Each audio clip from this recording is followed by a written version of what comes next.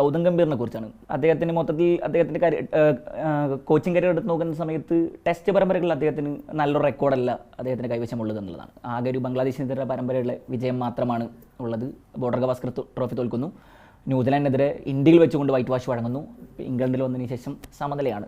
പക്ഷേ അപ്പോഴും ഓവലിലെ ജയത്തിന് ശേഷം അദ്ദേഹത്തിന് സമയം കൊടുക്കണം എന്ന് പറയുന്നവർ ഇപ്പോഴുണ്ട്. സമയം കൊടുക്കണതിൽ ഒരു തെറ്റില്ല.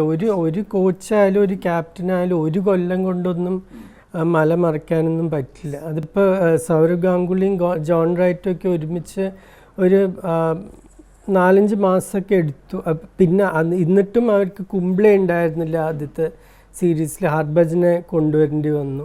അപ്പോഴേ അവർക്ക് ഏതൊക്കെ കളിക്കാരുണ്ടെന്ന് മനസ്സിലാക്കാൻ തന്നെ ഇപ്പോൾ ഈ സീരീസിൽ നിന്ന് ഇപ്പോൾ സായ് സുദർശൻ എന്ത് ചെയ്യാൻ പറ്റും, പ്രസീദ് കൃഷ്ണയ്ക്ക് എന്ത് ചെയ്യാൻ പറ്റും, കരുൺ നായരെ കൊണ്ട് എന്ത് പ്രതീക്ഷിക്കാം, ഇതൊക്കെ മനസ്സിലാക്കാൻ പറ്റിയിട്ടുണ്ട്.